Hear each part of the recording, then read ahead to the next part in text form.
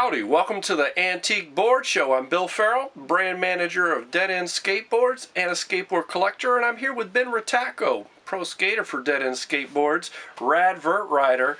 He's done it all. He's even rode doubles with Tony Hawk, and he's got an amazing collection that I want to show you. We've got some rare and delightful skateboards right here. This one is a Danny Way Pro model from H Street. This is the Hell Concave era.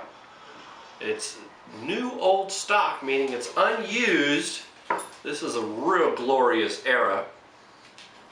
So tell me, how'd you come across this one, Ben? When'd you get it?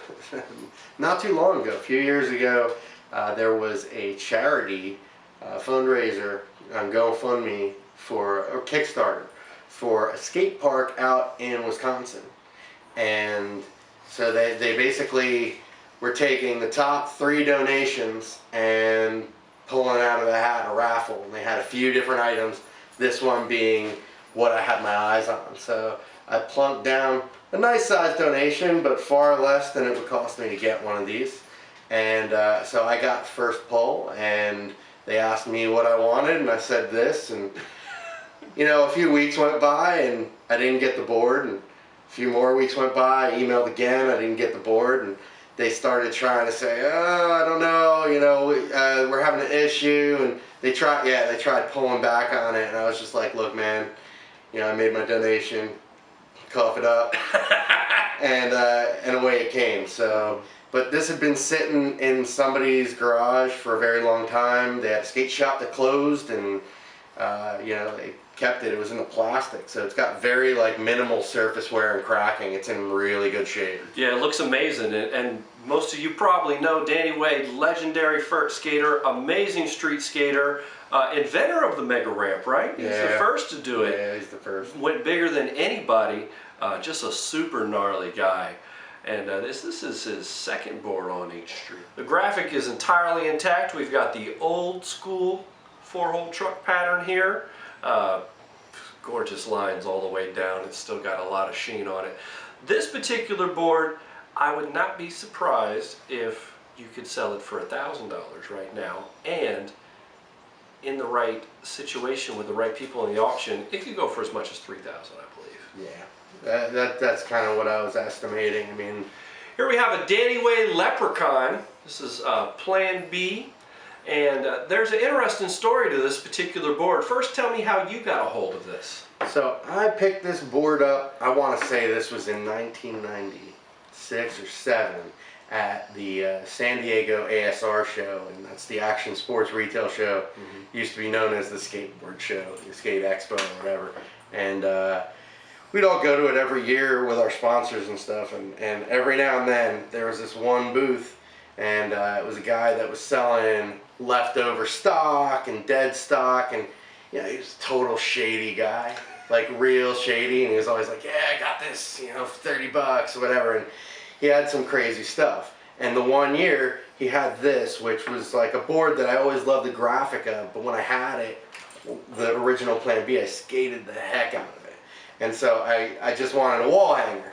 And so he had it, and the strange part about it was that it's like an Everslick without slick on it, right? Yeah, you can see the graphic is just sublimated. They don't actually have exactly the plastic over top. Did you actually have one of these that you skated before? Oh yeah, way back. So yeah, so this board actually, legend has it, the gentleman who was selling them had bought some leftover sublimated graphics about 1994.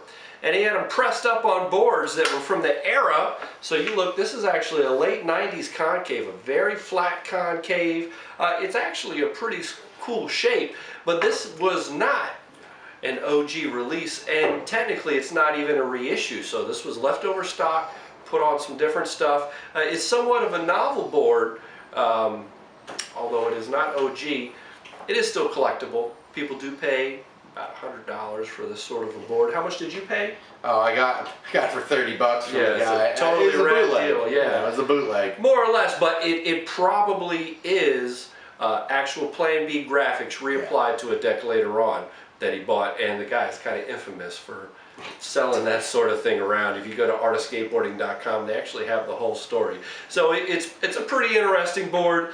Another rad graphic. Danny Wade is an amazing guy.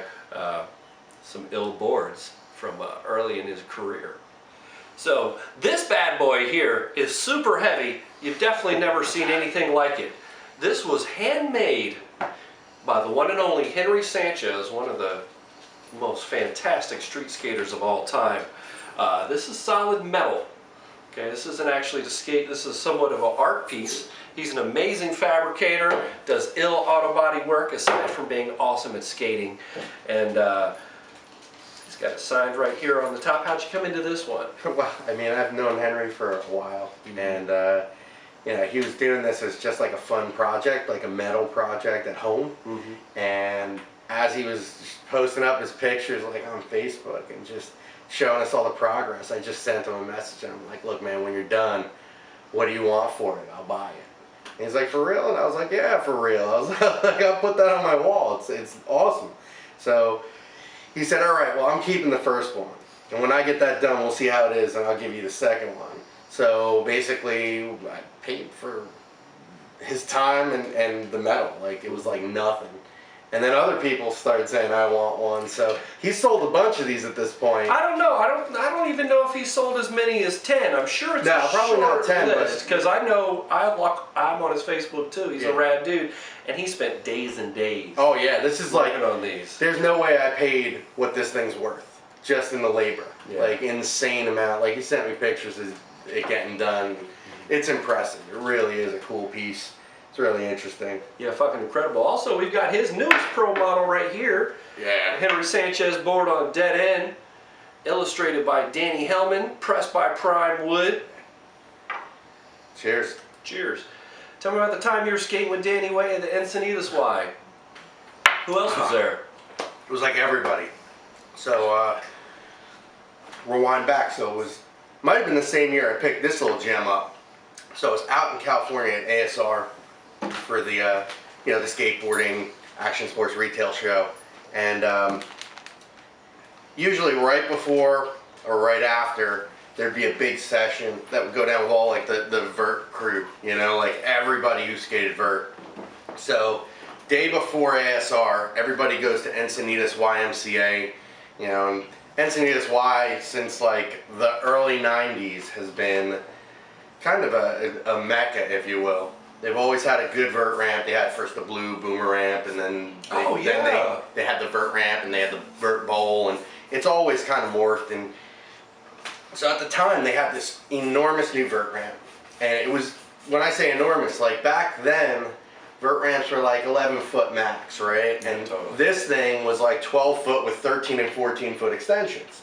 So it was something, it was like a game changer, right? Sick. It was right when the first mega ramp dropped, you know, so like that was when Danny had the cover, jumping out of the helicopter. Oh, totally. It was a big year for vert, right? Like years of drought. Yeah. And so everybody who was anybody was on the decks of these ramps skating. And it was like, it was like Hawk, the Pappas brothers, Danny Way, Salva was there. You're talking like Tony Alva was there. It was like shit. It was like legendary session. It was the session, and and it was like one of those things where it was just everybody was just amping one another up. So somebody would do something crazy, and then somebody would try something crazier and crazier, and people were like going way outside their pay grade, including myself, right? So that was like right around the time when I had first kind of dropped like real rodeo flips, and nobody was doing them, right? Nobody was doing frontside fives over coping.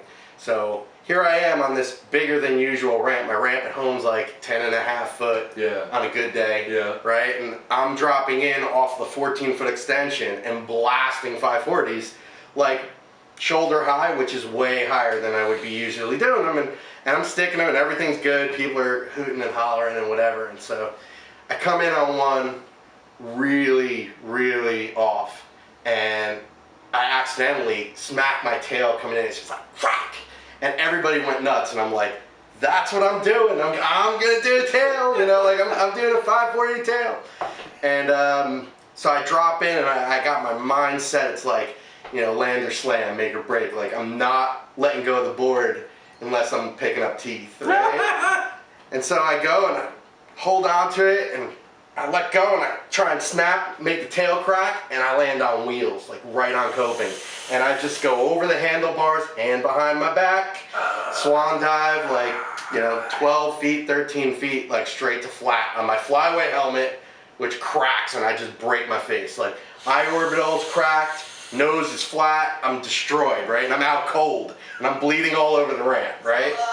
So I start coming to and I see like Tony, who I know, is like trying to pick me up, and Danny's there trying to pick me up. There's a few people, like they think I'm dead, all right? Like, I'm not kidding, like I hit like, and I turned into like, a sack of potatoes. I just ragdolled, all right? And I'm like all awkward angles and bleeding. So like they get me up, and I'm like coming to, and they take me around the backside of, underneath the vert ramp was a bathroom, right? So they take me in there and they're splashing water on me to see what the hell's bleeding, and it's my nose, and I broke my nose Everything, before. yeah. So I kind of crack it into place as best I could. I'm seeing stars, I come back out and they're walking me. Now anybody who knows Encinitas knows it's a YMCA. They got soccer fields, baseball fields, they got all shit all over the place, right? So they're walking me, I can't even stand on my own 2 feet. They're walking me to the medical area. There's like a tent or whatever. And, as I come out from under there, everybody sees I'm alive and they're like, all like, hey, like they're giving me like the hoots, like I'm all right, I'm alive. As they're doing it from the soccer field, a soccer ball just comes flying out of nowhere and hits me right in the face. I go straight back down. The only thing I remember is hearing everybody on the vert ramp. There's like 50, 60 people, and it's just like a collective, oh. And I went out, I woke up back in the medical tent, and the ambulance was on its way. And I had to go to the hospital, I had to get painkillers.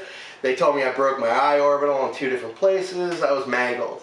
And so I went to the trade show the next day, and I looked like I got into like, 1 round with Mike Tyson, but I gave it my all, like I had 2 black eyes, my nose was twisted.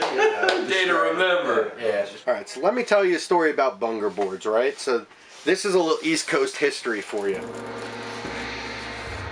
Surf company named Bunger, all right, kind of erupted on the scene in the 70s, making surfboards. And just like you always hear the Dogtown stories, right? That like the Zephyr shop made skateboards and that was the inventing and blah, blah, blah. Same shit was going on out here on the East. Contrary to what all the other videos will tell you. So there was this shop out on Long Island in New York. Guy was a shaper, a surfboard shaper. Same story. Basically didn't even know each other. It was like passing ships in a time zone, right? So basically this guy saw the need to make boards. But unlike the West Coast guys, he went like a totally different direction. So this right here was like a second version of his. So he started with wood, but he immediately moved into solid fiberglass, right? So he was doing something that nobody else was doing. So this thing, he basically mix his own fiberglass and lay it just like he would, in a mold, just like you would make a surfboard. So the second versions, these things were flat like planks, all right? And they have texture to the top, so there's no grip needed on them. And there are tons of these around. You see them all over the place, right? But basically, these things were available. If you look really close, that says Drew Toy and Hobby, and like, so in my town, it just so happened, like as fate would have it, that this woman who owned a little hobby shop was a distributor, and she made it abundantly clear that she thought skateboarding was going to be the thing. And this was back in the 70s. So I got my first board in 1980. This one, also a Bunger. A little different. So this is a generation 3 from him. This was layered wood, fiberglass, and it allowed him, if you could see that, to get concave for the first time. So this thing actually had a kicktail back in 1980, and this board's from the 70s. It was sitting on a shelf for a long time. But this is what I learned on. This is my first board. It's got my name engraved in it and all that good stuff. But more importantly, I got lucky because I got my first board, had a kicktail, and it had real Bennett trucks, like legit trucks. Sim 63 wheels, and it had German bearings. So this thing was fast as lightning, where all my friends were on the other board, which had, you know, like open ball bearing wheels and hard plastic and like all the things you didn't want. So like I cut my teeth bombing hills on a board that was way too fast for me. And I used to get hurt all the time, but when I didn't get hurt, I made it down to the bottom before anyone else. And you know, I had a kicktail, so I started learning things like how to flip the board up and get it in the air and do random stuff. So when I graduated to my first real wide board, it was kind of more natural. But these things, the real interesting story about Bunger, and I'll close with this. So years ago, when the internet just started blossoming, right? I got like, you know, like an adopted son when I want to live for your dad. So I went and looked for Bunger. I was like, I want to figure this out. Like, all I had was this. Now I have a bunch of them, but I was like, I want to find out who this Bunger cat was and learn more about him. So I reached out. I found that they still have a surf shop to this day in Long Island. The Sons run it. They still make their own surfboards. They don't do skateboards anymore. But when I reached out and sent the guy pictures and said, I just want you to know, like, I made it through years of doing skateboarding as like a, you know, a career path or a life path. And it was all because of this board. I get an email back from the father, the guy who made this board in his garage. And he was super stoked. And he's like, you ever make it out to Long Island? We'll have to have a beer. You know, I want to see my old boards. And the guy's in like his 70s now, and it was pretty cool. So, you know, thank you, Mr. Bunger, for making this board. Because if you didn't, I probably wouldn't be sitting here talking about it right now.